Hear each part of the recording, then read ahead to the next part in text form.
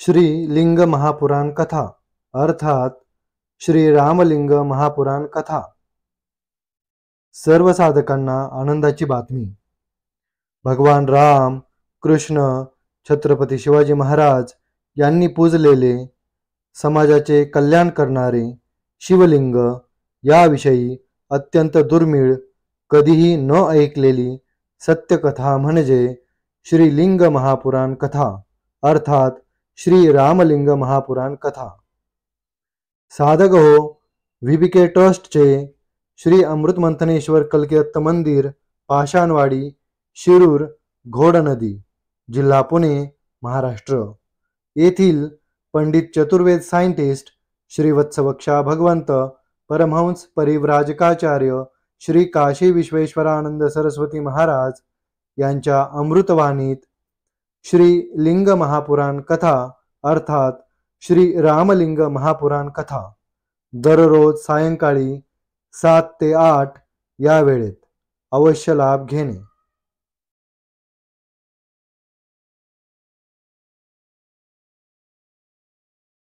वक्रतुंड महाकाय सूर्यकोटि समप्रभ निर्विघ्नं कुरु मे देव सर्वकार्येषु सर्वदा। ओम गुरु ब्रह्मा गुरु विष्णु गुरुदेवो महेश्वरा गुरु साक्षात् परम ब्रह्म तस्मै श्री गुरुवे नमः।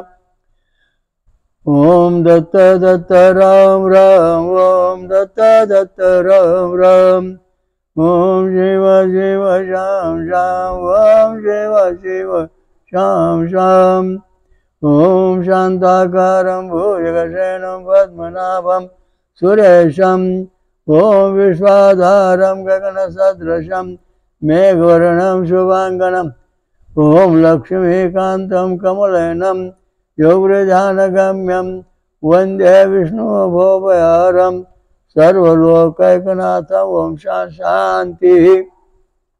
आज आपण परत श्रीलिंग महापुराण अर्थात श्री रामलिंग महापुराण याच्याबद्दल अत्यंत पुराणमध्ये इतिहास, देवांचा इतिहास कसा घडला, काय काय घडलं, कसं झालं। आता शंकर कुठं राहतो? मशान वाट्यात। परत मशान राहतो, मशानमध्ये भगवान शंकर मशानात राहतो असं म्हटलं जातं। पण प्रत्यक्ष मशान म्हणजे काय? मश म्हणजे शरीर आणि ते आन म्हणजे राहणे, शरीरात येऊन राहणे याला म्हणते मशान। पण हे कोणाच्या शरीरात हो? मग शंकर, ज्याचा जिवंतपणी 10वा 13वा किंवा शिव पार्षद विधी होतो त्याच्याकडे भगवान शंकर राहतात, त्याला म्हणायचं मशान। बाकीचे कोणाकडे शंकर भगवान राहत नाही किंवा त्यांना प्रसन्न पण होत नाहीत। आता जे परिस्थिती अशी आहे की आता भारतामध्ये, भारत बाहेर बी सगळे 4 कोटीपेक्षाही जास्त हे ज्यांचे शिव पार्षद विधी झालेले आहेत आणि त्यांचे म्हणजे जिवंतपणे 10वी 13वी झालेत, हे मशान वैराग्य म्हणजे प्रत्यक्ष त्यांना शिव पार्षद म्हणजे प्रतिशंकर अशी स्वरूप प्राप्त होत, त्याला म्हणजे मशान वैराग्य। मशानात राहतो म्हणजे मानवाच्या ज्याचा शिव पार्षद नावाचा विधी होतो त्याच्याजवळ शंकर भगवान राहतात, बाकीचे कोणाजवळ राहत नाहीत, कारण त्याचं कारण वेगळं आहे। आता या ठिकाणी काय सांगितलंय? भुवन कोश वर्णनात प्लक्ष, शाल्मलिक, क्रौंदीप, महापर्वत, ऊर्ध्वलोक, नरकाचे वर्णन, सर्व सदाशिवाचं व्यापकता, यक्ष शिवानी भगवती उमाचे म्हणजे पार्वतीचे वर्णन। सूत म्हणाले प्लक्ष आधी 7 दीपो में 7 पर्वत आहेत, जो साधे लंबे तथा प्रत्येक दिशात पसरलेले आहेत। ते वर्ष पर्वताच्या रूपात प्रतिष्ठा आहेत। मी प्लक्ष द्वीपात स्थित 7 दिव्य महापर्वतांचे वर्णन करत आहे। पहिला गोमेध तथा दुसरा चांद्र तथा चांद्रदाता नाव आहे. तिसरा नारद तथा चौथा दुंदुभी, पाचवा सोमक, सहावा सुमनस, असे हे 7 पर्वत आहेत. त्यांचे वैभव सुद्धा त्यांच्या नावाप्रमाणे आहे. 7वा पर्वत वैभ्राज नावाने प्रसिद्ध आहे. विशेष 7 पर्वत पुलक्ष द्वीपात आहेत. शाल्मला द्वीपामध्ये सुद्धा 7 पर्वत आहेत.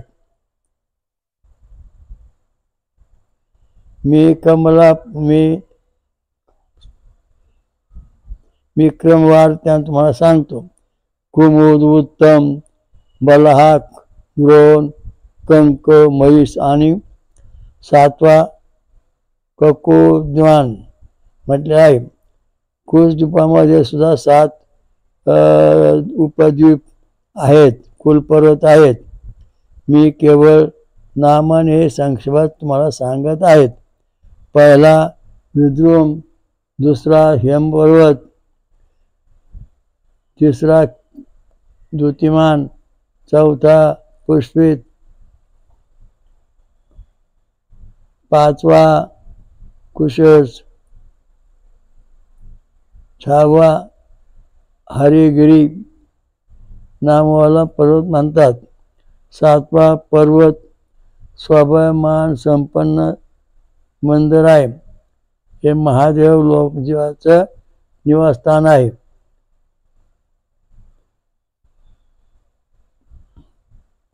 जलाचं नाव मंद आहे. यासाठी जलाला धारण करणे मंदिर आहे. पाणी धारण करते मंदिर पर्वतावरती शंकर भगवानाचं साधिष्ठान आहे. साक्षात भगवान वृषभध्वज विश्वेश्वर अमलात्मा शिव तेथे उत्तम सुवर्णग्रहात पार्वती तथा नंदिकेश्वरवर राहतात. पूर्वकाली मंदाराने महाक्षेत्र अविमुक्तामध्ये म्हणजे आपली तपस्यापासून महेश्वराला प्रसन्न केले. हा त्यापासून महावरदान प्राप्त केले.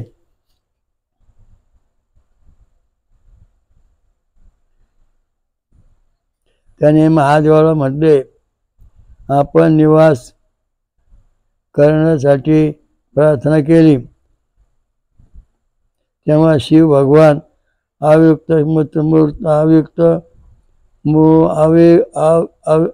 अविमुक्त क्षेत्रापासून येऊन नंदी आपले गणू तथा उमाचे 7 मंदिर पर्वतवर राहू लागले.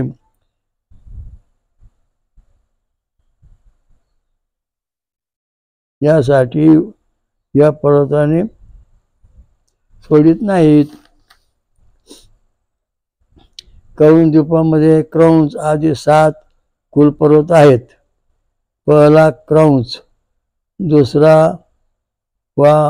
वामन, तिसरा अंधकारक नंतर दिवावृत नामक पर्वत आहे. दिवावृतनंतर विलिंद पर्वत आहे. नंतर पुंडरेक नावाचा पर्वत आहे. पुंडरेच्या नंतर दुंदुभी स्वर्ण पर्वत म्हटला आहे. करम द्वीपाचे 7 पर्वत पवित्र मानले आहेत. हे रत्नमय आहेत. शाल्मला द्वीपात 7 पर्वत आहेत. त्यांना हे श्रेष्ठ मुनियो उदय दैवत शामक स्वभाव संपन्न राज पर्वत अत्यंत सुंदर अंबिके पर्वत आहे. अंबिके के बाद नंतर सर्व प्रकारच्या औषधाचे युक्त रम्य नामक पर्वत आहे. त्याच्यानंतर केशरी पर्वत आहे जेथे वायू उत्पन्न होतो. पुष्कर द्वीपामध्ये सदा महाशिव नामक एकही स्वभाव संपन्न पर्वत आहे. हा अद्भुत बनिवाले शिखरापासून तथा शिलासमूहापासून युक्त आहे.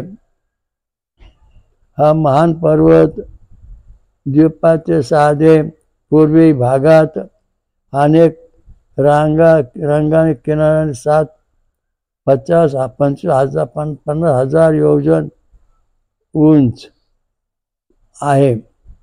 महान पर्वत भूतलापासून 33,000 योजन निचेतक तत्पर आहे. हा पर्वत द्वीपाचे आधे भागात उत्तर की बाजूला मानस शृंखवाले वर पसरला आहे. समुद्राच्या समीप स्थित हा पर्वत नवीन चंद्रमाचे समान प्रतीत होत आहे. हा 50,000 योजन वर उठला आहे. त्याची चौडाई तथा चारोवरचा घेरा वितनाच विस्तृत आहे. द्वीपाचे पश्चिम आधी भागात हा पर्वत मानस नाम से प्रतिष्ठित आहे. यह महापर्वत एक होता हुआ भी सन्निवेशात कारण 2 भागात विभक्त झाला आहे. त्या द्वीपात चांदी के समान प्रभाव वाले 2 पुण्यमय तथा शुभ जनपद दातात. जो या मानस पर्वताला घेरे पाहतो, मानस के बाहर जो महावीत नामक परवर्ष आहे, देश आहे, त्याच्या भीतर म्हणजे हा जनपद आहे. उसे भीतर खंड का त्याला धातकी खंड म्हणतात. पुष्कर द्वीप स्वादिष्ट जलवालेपासून सागरापासून घेरला आहे. सागर सर्व बाजूने पुष्कर द्वीपात विस्तारापासून बराबर विस्तीर्ण आहे. हा विस्तार घेरत पुष्कर द्वीपाचही समान आहे. इस प्रकार 7 द्वीप 7 समुद्र से घिरे म्हणजे समुद्राने वेढले आहेत. द्वीपाच्या नंतर जो समुद्र आहे वो 7वां समुद्र आहे. इस प्रकार द्वीपों तथा समुद्राचे परस्पर ऊर्ध्व को जाणले पाहिजे. पुष्कराचे भार त्याचे 4 बाजूला घेरून स्वादिष्ट जलापासून युक्त महान समुद्र स्थित आहे. त्याचे भार महती लोकस्थिती मिळते. तेथील भूमी स्वर्णमय आहे आणि विस्तारात दुगुणी आहे. संपूर्ण भूमी एक शिला के तुल्य आहे. त्याचे परे मर्यादा दंड मंडळ स्वरूप एक पर्वत आहे. त्याचा काही भाग प्रकाशमय तथा काही भाग अंधकारमय राहतो. त्याला लोकालोक पर्वत म्हणतात. हे द्विजो हे दृश्य अदृश्य पर्वत आहेत. इतकी धारा आहे. या पर्वताची उंची 10,000 योजन आहे. लोकालोक पर्वताचा विस्तार भी इतकाच आहे. त्याच्या अर्ध्या भागात सूर्याची किरणे पोहोचतात आणि दुसऱ्या अर्ध्या भागात सदा अंधकार राहतो. म्हणजे लोकालोक म्हटले. हे दुजो इस प्रकार मी संक्षेप भूलोकाचे विस्तार वर्णन केले आहे. आता या ठिकाणी दक्षिण आणि उत्तर ध्रुव जे पर्वत आहेत, इथं 6 महिने अंधार आणि 6 महिने रात्र असते. तशा प्रकारचे म्हणजे वर्णन आलेलं आहे. आता याच्यामध्ये पृथ्वी जेव्हा चांगल्या अवस्थेत आली तिचं वर्णन आहे, आणि ज्यावेळेला पूर्वी जी पृथ्वी जी होती तिचं वर्णन आलेलं नाही.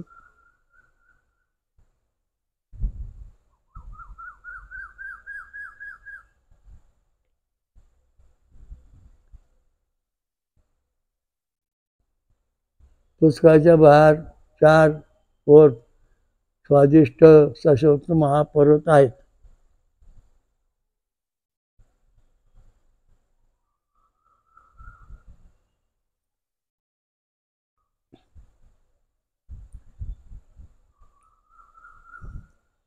हे श्रेष्ठ मुनियो, भूलोकाचे सूर्यलोक पर्यंत आहे, स्वर्लोक ध्रुवलोक पर्यंत आहे. आदि वासुकीत 7 नेम्या म्हणतात. हे द्विजो, आहो प्रहोस, आहो संहो, व्यूह, पराव आणि परिव हे वायूचे 7 नेमे आहेत. आता याच्यामध्ये एक महत्त्वाचा मुद्दा सांगितला आहे की स्वर्गापर्यंत जे वायू आहेत ते निर्णय प्रकारचे आहेत, 7 प्रकारचे. हे विप्रो, मेघ, सूर्य, चंद्रमा, तारांगण, राष्ट्रात ग्रह, सप्तर्षी आणि ध्रुव हे क्रमाचे व्यवस्थित आहेत. पृथ्वी तळापासून उपर ध्रुवलोकपर्यंत 15 विस्तृत नियुक्त योजनाच्या दुरी आहे. भूपृष्ठात भानुमंडळ 1 विस्तृत योजन दूर आहे. त्याच्यावर सूर्याचा रथ 16,000 योजन आहे. मेरू पर्वत पृथ्वी तलसे 84,000 योजन पर आहे. ध्रुवाचे 1 करोड योजन के बाद महरलोक आहे. हे दुजो महरलोक 2 करोड योजनाच्या दूरी पर जनलोक आहे. जनलोक 4 करोड योजन दूरी पर तपोलोक म्हटलेलं आहे. प्रजापत्यालोक तपोलोक से 6 करोड योजनांच्या दूरी सोडून ब्रह्मलोक स्थित आहे. हे ब्राह्मण, ऊस पार ईस ब्रह्मांड येईल 7 पुण्यलोकाचे मी सांगितले आहे. 7 तलाव नीचे म्हणजे खाली घोर से लेकर मायापर्यंत 28 कोटीचे नरक आहे. 28 कोटीचे नरक आहेत. पापी लोक अपने पाप कर्म के अनुसार दुःख भोगते आहेत. त्यामध्ये प्रत्येक में रौरव पासून अभी तक सभी विशेष प्रकार से रूपाचे 5 नरक आहेत.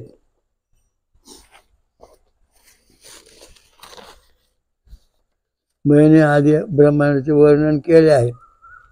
अंडके आवरणाचा वर्णन केले आहे. प्रसंग ब्रह्माची सृष्टी की वर्ण विस्ताराने वर्णन केले आहे. हजारों करोडो ब्रह्मांड के जानना चाहिए.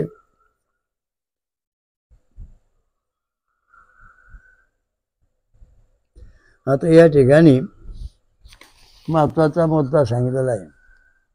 काय की आता आपण शोध करतोय व ब्रह्मांड आहेत, पण पूर्वीच्या ऋषी मुनींनी आता एका ब्रह्मांडाचं वर्णन केलं, पण याप्रमाणे अनंत कोटी ब्रह्मांड आहेत हे जाणलं पाहिजे.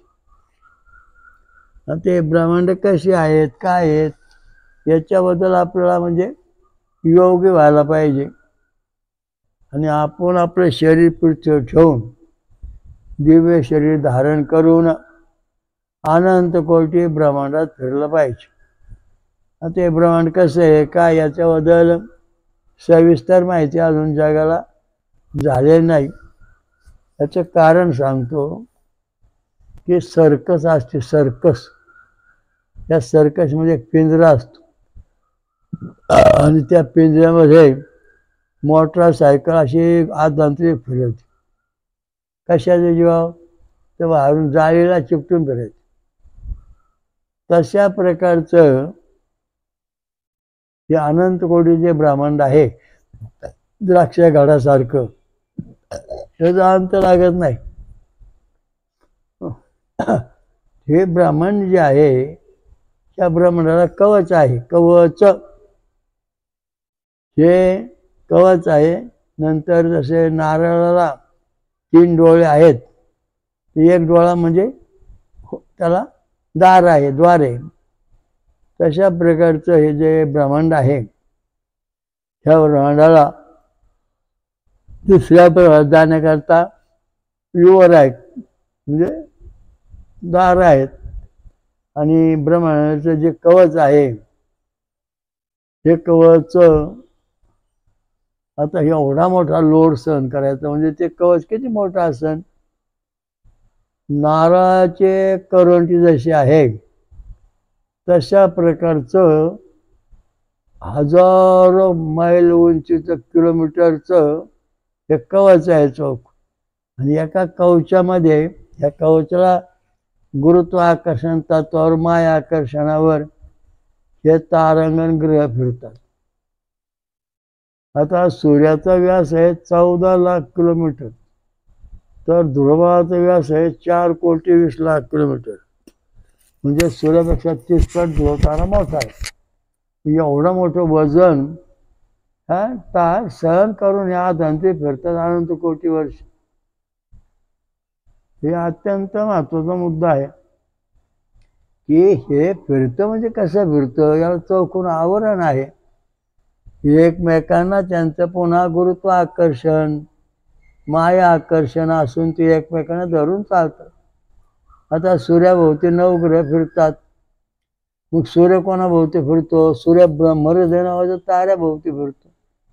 मग हा ब्रह्महृदय ताऱ्याला कोणाचं आकर्षण येतं, मग असं दुसऱ्या ताऱ्याचं आकर्षण, मग त्याला आकर्षण, साखळी आकर्षण. हे काय आहे, साखळी आकर्षण. त्यामुळं आपल्याला त्या साखळ्या आकर्षणामुळं जगाचं सत्यज्ञान होत नाही. हा त्याला स्फुट होतो, त्याला धरतो, त्याला फिरवतो, त्याला मदत करतो. ते आकर्षण जे आहे ते फार वेगळं आहे.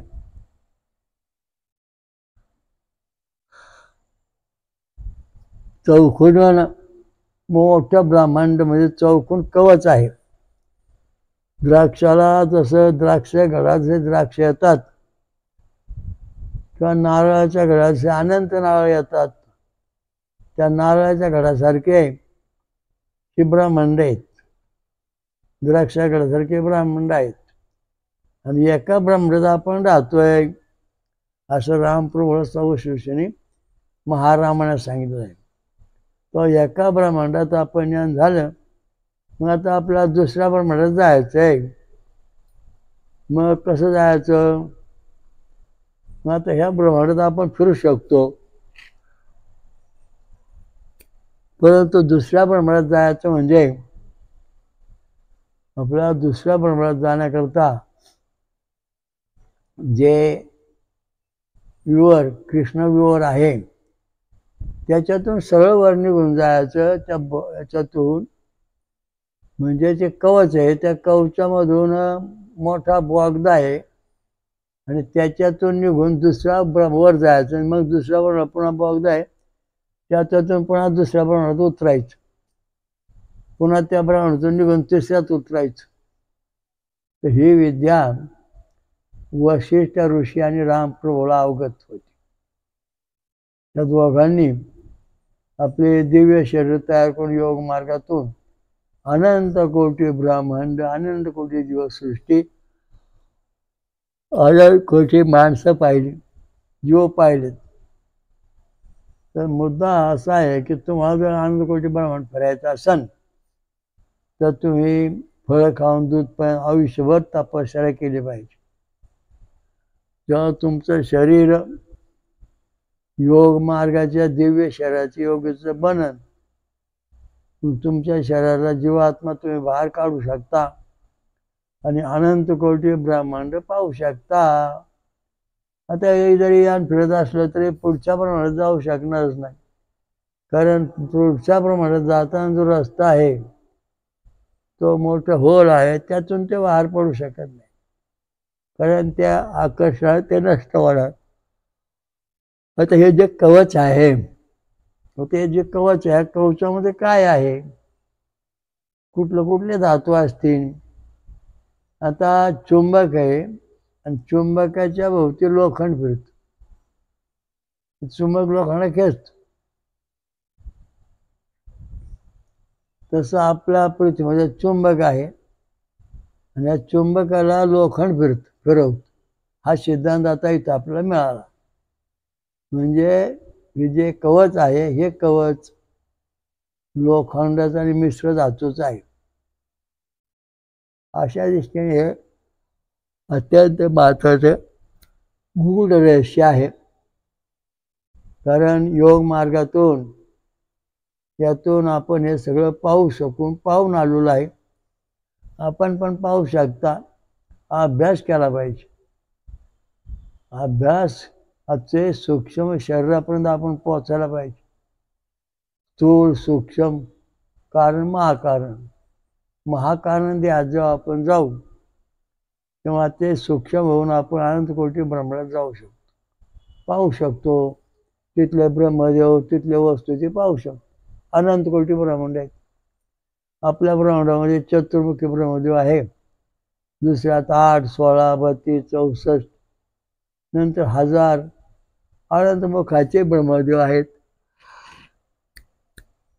आणि त्या आपल्या ब्रह्मांडामध्ये आपलं 100 वर्ष आयुष्य आहे, तर त्या ब्रह्मांडामध्ये 400, 1000, 1200, काही ब्रह्मांडामध्ये चिरंजीव अवस्था आहे. म्हणजे आपण इथून सुटल्यानंतर नेमकं कुठं जायचं ह्याचा आपण विचार केला पाहिजे. आता तुम्हाला समजा चिरंजीव ब्रह्मदेवाकडे जायचं आहे, तर तिथे गेल्यावरती जन्म मरण नाही, तो ब्रह्मदेव, ते ब्रह्मांड. मग जेव्हा तुम्ही आदिनारायण जो सहस शीर्षा पुरुषा याची भेट घेता प्रत्यक्ष, तेव्हा त्यांच्या मर्जीप्रमाणे तुम्हाला कुठल्या ब्रह्मांडात ठेवायचं ते ठरवतात. लगेच उठला का सुटला चालला मोक्षाला कोणाला लगेच जागा दिली जात नाही, कारण आज जो जीव आहे, योगी आहे, तपस्वी आहे, तो पुढं ब्रह्मदेवकडे जातो, मग त्याला पुढं विष्णू स्वरूप, मग पुढे शिवरूप, अशा दृष्टीने तो त्याची डिग्री म्हणजे प्रमोशन होत. अशा दृष्टीने सगळे जीवसृष्टी परमेश्वराने चालू केलेली आहे.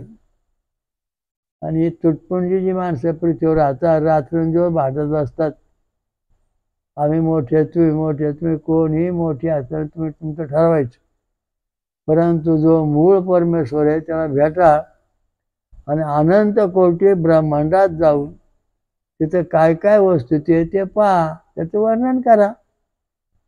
म्हणजे मग तुम्हाला ह्या जगात पद्मसाचं रहस्य कळण, तसं कळणार नाही. कारण आपण आपल्या गावात फिरतो तेवढंच ज्ञान आपल्याला, पण जेव्हा आपण आपलं गाव सोडतो आणि खूप गावात त्याचा फिरतो, आपल्याला वाटतं अरे बापरे, आपल्या गावापेक्षा मोठं गाव, आपल्या गावापेक्षा जास्त सुधारणा झाली, आपल्या गावापेक्षा जास्त माणसं श्रीमंत. म्हणजे ह्या दृष्टीने सगळं ब्रह्मांड जे आहे ते भगवान शिवाने व्यापून टाकलेलं आहे. आणि त्या भगवंताची भेट झाल्याशिवाय ह्या अनंत ब्रह्मांडात आपल्याला प्रवेश करता येत नाही. कारण अनंत ब्रह्मांडात फिरायचं आणि आपल्या शरीरात जर आपण परत आलो नाही तर आपला जीवात्मा दुसऱ्या ब्रह्मांडात लटकून बसन आणि इथंच आपलं शरीर संपून जाईल. म्हणून या योग मार्गात कोणी सहसा पडत नाही. तर हे अनंत कोटी ब्रह्मांड आहेत, त्याचे आता या ठिकाणी वर्णन केलेलं आहे. करोडो ब्रह्मांड, ज्यांचा अंतर लागत नाही असे ब्रह्मांड आहेत.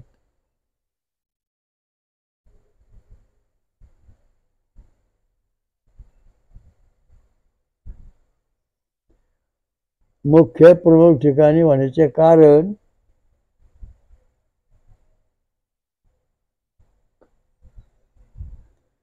आंडो में तिर्यक आणि उपर आणि नीचे म्हणजे खालीवर 14 भुवन आहेत.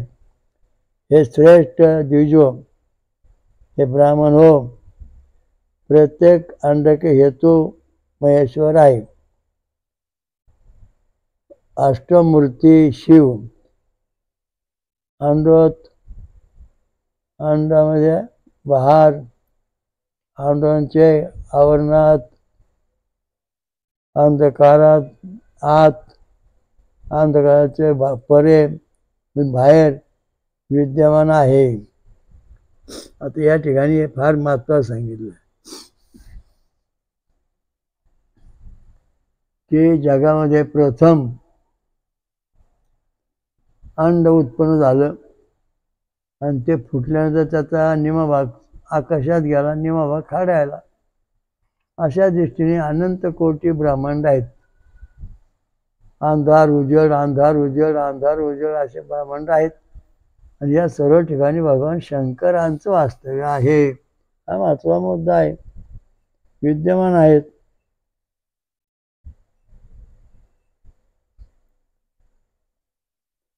संपूर्ण जगत महेश्वर महादेव धीमान ध्येयरहित परमात्मा शरीर आहे. ध्येयरहित परमात्माचे शरीर आहे. आता या ठिकाणी महत्त्वाचा मुद्दा सांगितला आहे.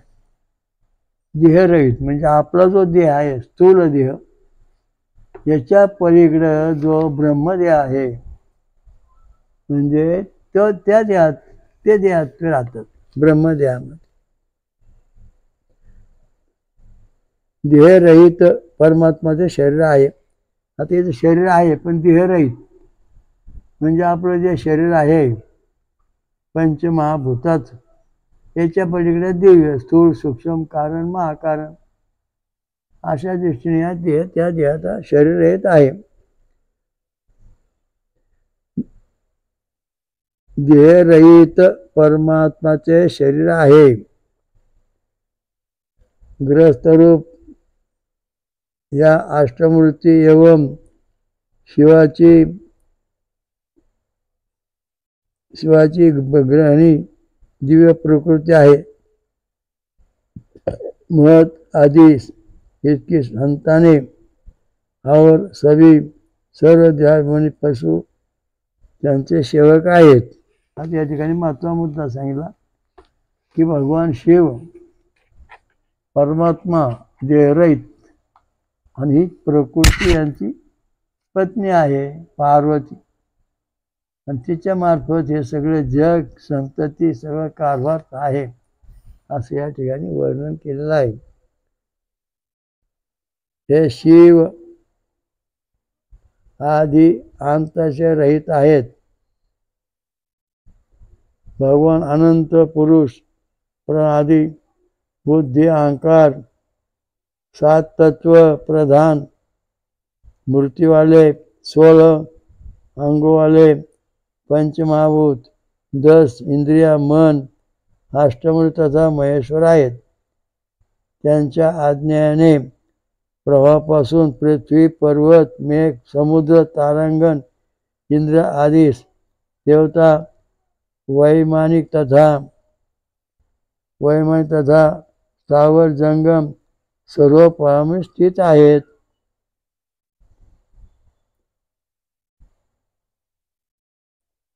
लक्षणापासून रहित यक्षरूपी शिवाला पाहून इंद्र सहित अग्नि आदी वे देवता येथे येऊन म्हणाले, ऐसा सोचकर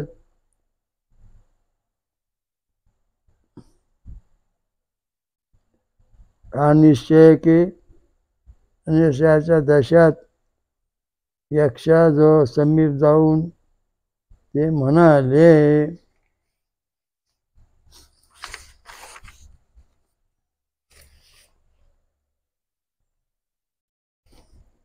ते रक्षक गेले शक्तीन झाले. हे विप्र अग्निदेव त्या यक्षाच्या सामने तिनका भी नाही जाळू शकत. पवन तृणके समर्थ होऊ शकत नाही.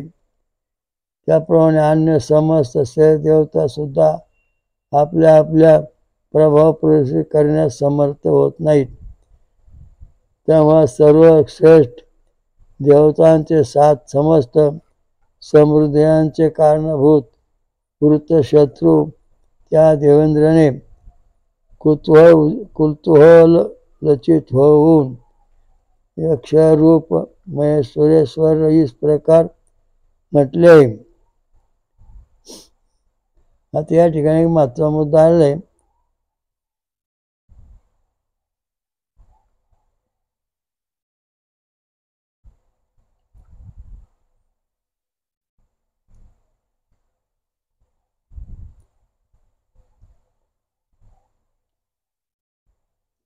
वृत्तशत्रूहून देवेंद्राने कुतूहलचकित होऊन यक्षरूप परमेश्वराला म्हटले. आता या ठिकाणी महत्त्वाचा मुद्दा वत्रशत्रू.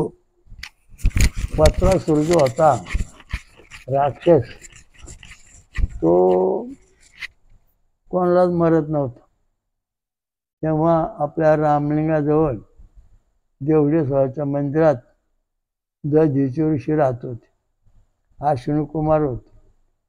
मग त्या दधी ऋषींची हस्त्या देवदैठण आणि तोडजवाडीच्या मधल्या पडात काढल्या. त्याचं अस्त्र बनवलं आणि त्या अस्त्राने पुढं अस्त्र टाकून वत्रासुराला मारलं. म्हणजे ही सगळी घटना शिरूर क्षेत्रामध्ये झालेली आहे.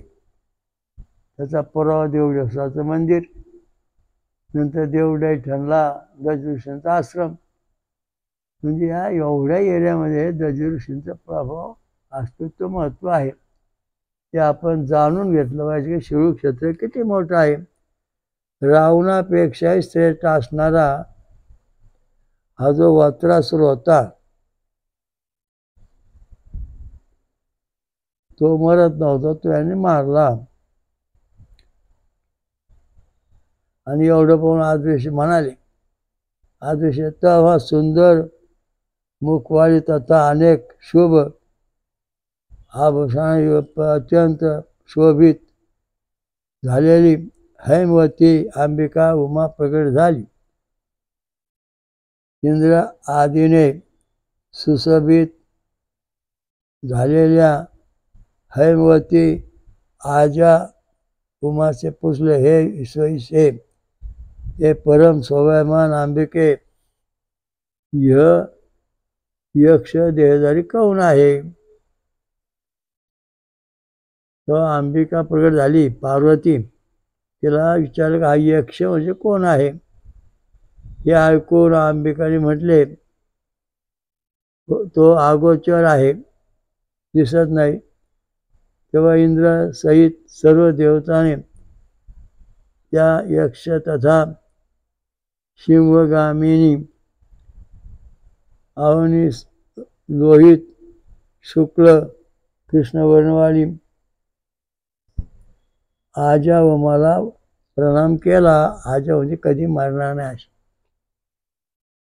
सर्वश्रेष्ठ देवताने सत्कृत होऊन देवतामी तथा दानवाने समस्त